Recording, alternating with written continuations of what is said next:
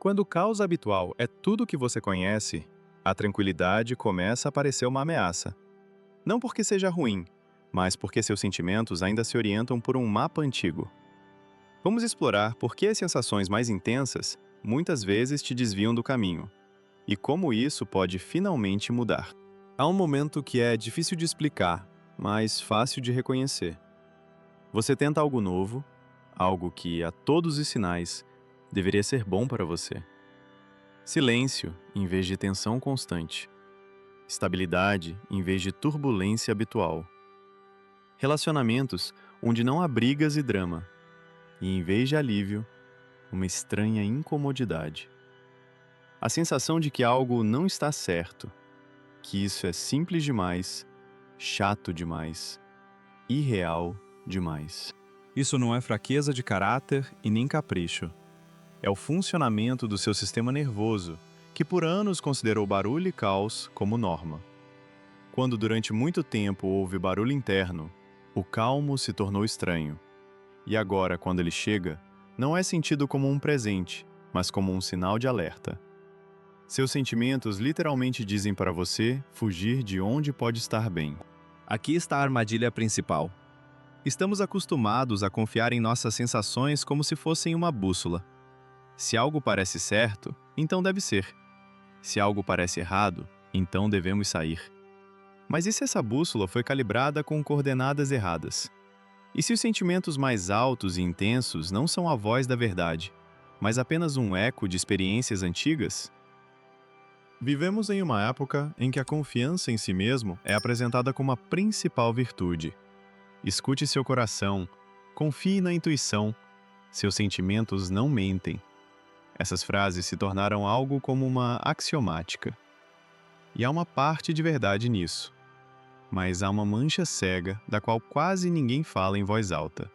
Os sentimentos refletem não o que está certo, mas o que você está acostumado. São coisas diferentes. E a confusão entre elas custa muito caro às pessoas.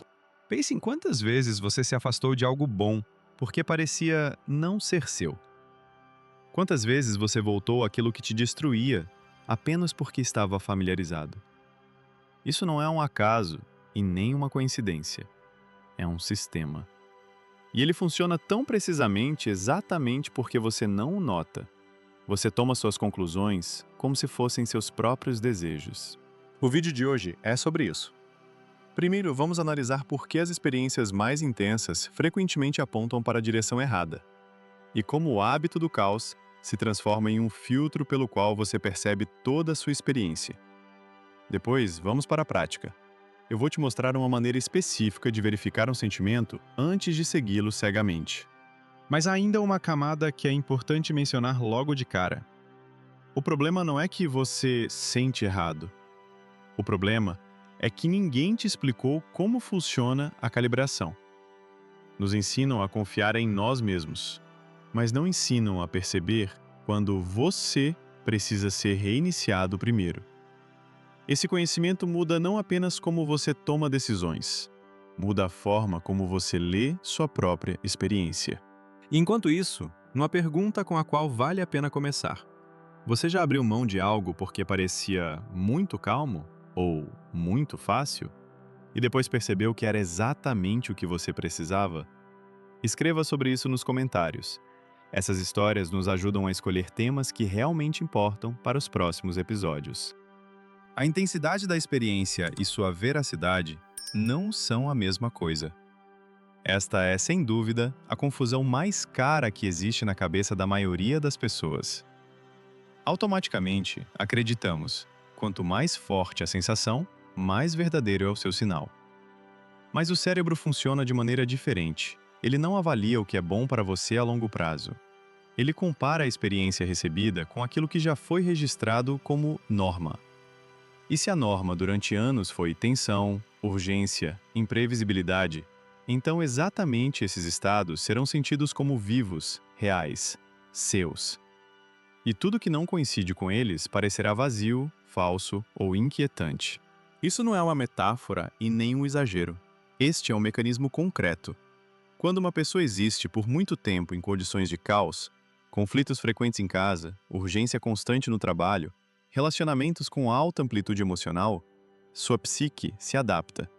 Ela para de considerar isso como estresse, começa a ver isso como fundo. E assim que o fundo se altera para algo estável e previsível, a psique não se acalma. Ela começa a buscar sinais de perigo, porque o silêncio em seu sistema de coordenadas significa uma coisa: algo está errado. Assim, é como isso parece por dentro. A pessoa finalmente chega a um lugar onde não há pressão. Um novo emprego, sem um chefe tóxico, relacionamento sem portas batendo, manhã sem listas de tarefas angustiantes. E a primeira reação não é finalmente. A primeira reação é preocupação. Pensamentos como isso não vai durar, provavelmente estou perdendo algo. Parece que estou entediado aqui. Os ombros não relaxam. O olhar continua a escanear o espaço em busca de ameaças que não existem. Isso não é fraqueza e não é ingratidão. É uma calibração que ficou presa em dados antigos. Um erro típico aqui é aceitar essa preocupação como informação veraz. A pessoa sente desconforto em um bom lugar e conclui: portanto, esse lugar não é para mim. Sente tédio em relacionamentos estáveis e decide: portanto, não há química. Sente um estranho vazio após um dia produtivo, mais tranquilo, e se volta para a sobrecarga habitual, porque lá, pelo menos, há carga. A cada vez, a escolha é feita não em prol do útil, mas do familiar. E a cada vez, essa decisão é sentida como intuição. Aqui é importante distinguir dois polos de uma mesma escala. De um lado, o que é familiar. Reconhecível a sensação, facilmente identificável, que não requer adaptação. Do outro, o que é útil, o que realmente corresponde às suas necessidades, mas pode não coincidir com o que você está acostumado. Esses dois polos são frequentemente confundidos, porque o familiar se disfarça de certo. Ele é percebido com segurança, clareza, sem hesitação, e é exatamente essa segurança que é erroneamente lida como um sinal de verdade. No esporte, existe um fenômeno bem conhecido. Um atleta que treinou com a técnica errada por anos começa a corrigir o movimento, e a técnica correta, nos primeiros momentos, é sentida como desconfortável, antinatural, não sua. O corpo resiste, não porque o novo movimento seja pior, mas porque ele é desconhecido para a memória muscular. A psique funciona de acordo com o mesmo princípio. O certo nem sempre é sentido como certo, especialmente quando se treinou por muito tempo de outra forma. A reviravolta não começa com parar de sentir. Começa com parar de considerar a intensidade da sensação como prova de sua precisão. Uma sensação forte lhe diz: isso é familiar, ou isso é desconhecido. Ela não lhe diz: isso é bom, ou isso é ruim. A diferença entre esses dois sinais é fundamental. E assim que você começa a notar isso, você para de automaticamente se afastar do que é bom apenas porque é incomum. Uma verificação útil que pode ser aplicada no momento é o modelo intensidade-veracidade. Quando surge uma forte reação a algo novo, pergunte a si mesmo não o que eu sinto, mas de onde eu sei isso. A intensidade do sentimento diz muito sobre quão profundamente ele está arraigado na experiência passada, e não sobre o quão precisamente descreve a situação atual. Quanto mais alto o sinal de saia, mais importante é parar e verificar. Isso é informação real sobre o que está acontecendo agora? Ou é um eco de algo que aconteceu antes? E aqui está o que é interessante. Pessoas que passaram por uma recalibração consciente frequentemente dizem a mesma coisa. Não que o caos se tornou desagradável para elas, mas que o bom deixou de parecer suspeito. Essa é uma diferença sutil, mas é ela que muda quais decisões você toma, a quais pessoas se aproxima e em quais situações permanece. Agora lembre-se de uma situação da qual você quis sair recentemente. Não porque havia algo objetivamente ruim, mas simplesmente porque era desconfortável. Não analise profundamente. Apenas mantenha isso em mente. Esse é o ponto de partida. Assim, é um dia em que essa verificação está embutida. Você percebe uma forte reação em si. O desejo de recuar, se distanciar, mudar de foco. Nesse momento, você não a reprime e não a segue automaticamente. Você se faz uma pergunta. Não o que estou sentindo, mas isso me parece familiar? Ou isso é realmente ruim para mim? Soa parecido, mas são perguntas fundamentalmente diferentes. A primeira descreve a intensidade, a segunda verifica a origem. Suponha que um colega lhe ofereça um projeto com um cronograma claro e tarefas compreensíveis, sem prazos apertados, sem o caos de aprovações. E você sente uma estranha relutância. Não porque as condições sejam ruins, mas porque são incomuns, demasiado previsíveis, demasiado silenciosas para sua temperatura habitual de trabalho. É aqui que uma pausa é necessária. Você registra a reação e se pergunta: isso é um sinal de um problema real com o projeto? Ou é apenas meu sistema nervoso não reconhecendo esse formato como verdadeiro? O mesmo acontece na vida pessoal. A pessoa ao seu lado se comporta de maneira calma, não cria tensão, não desaparece e não retorna em círculos. E é isso que começa a parecer suspeito. Nesse momento, é útil se pegar pensando uma frase específica: estou entediado ou não há química aqui, e verificar.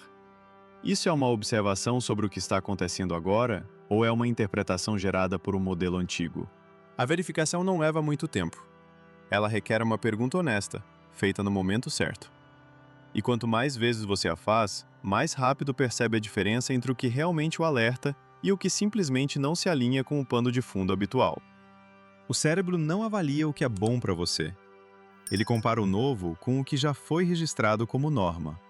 E se a norma foi o caos, o que é estável parecerá vazio, suspeito, estranho. Isso não é uma falha de caráter. É o funcionamento preciso do sistema, calibrado com dados antigos. O principal que você deve tirar deste vídeo não é uma lista de sinais ou técnicas, mas uma mudança de perspectiva. A intensidade do sentimento é uma informação sobre o passado, não uma condenação sobre o presente.